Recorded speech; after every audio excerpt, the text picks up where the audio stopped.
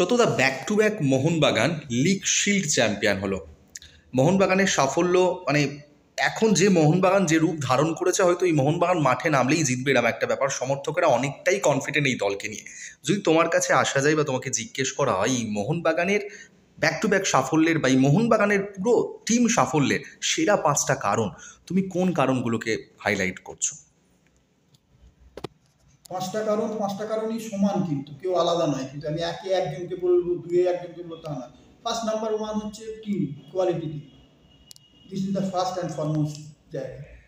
ভালো প্লেয়ার 11, মানে পুরো টিমটাতে মোহনবাগানের 22 থেকে 24 জন যদি ধরি বা 30 জনের টিম যদি হয়, যে কেউ খেলতে পারে, এরকম একটা কোয়ালিটি টিম। 1 নম্বর। 2 নম্বর, ফরেনার চুজ করার ক্ষেত্রে 1 নম্বর। প্রত্যেকটা ফরেনার ভালো কোয়ালিটির ফরেনার, প্রত্যেকটা ইন্ডিয়ান ভালো কোয়ালিটির ইন্ডিয়ান, যেটা আমি বললাম টিম হিসেবে। 3 নম্বর হচ্ছে coach Molina is one of the another point, যার আমি আমি বারবার বলি, যার খেলোয়াড়ি অভিজ্ঞতা এবং কোচিং অভিজ্ঞতা মিলেমিশে একাকার, যা বাস্তবিক ফুটবল খুব ভালো বোঝে।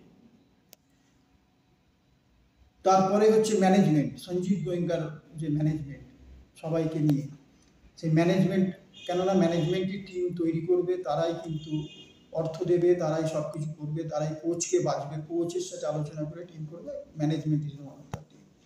আর এই টিমটা পুরো ইউনিটি অফ ওয়ান টিম, তার জন্য ম্যানেজমেন্ট, কোচ, সাপোর্টিংয়ে প্রত্যেকে এর জন্য জায়গা পাবে।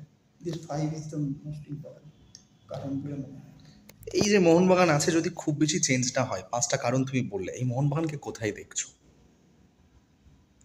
আমার তো মনে হয় এশিয়ান ফুটবলে একটা ভাবনা চিন্তা করা উচিত এবার মোহনবাগানের। শুধু ভারত আমাদের দেশের নয়, এশিয়ান জায়গাতে একটা কিছু ভাবনা চিন্তা করলে আমার মনে হয় ভালো হয়।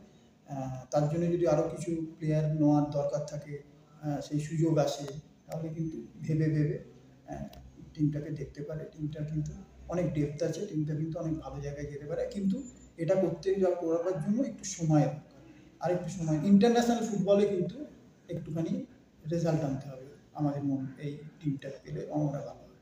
একদম, অসংখ্য ধন্যবাদ সত্যজিৎ।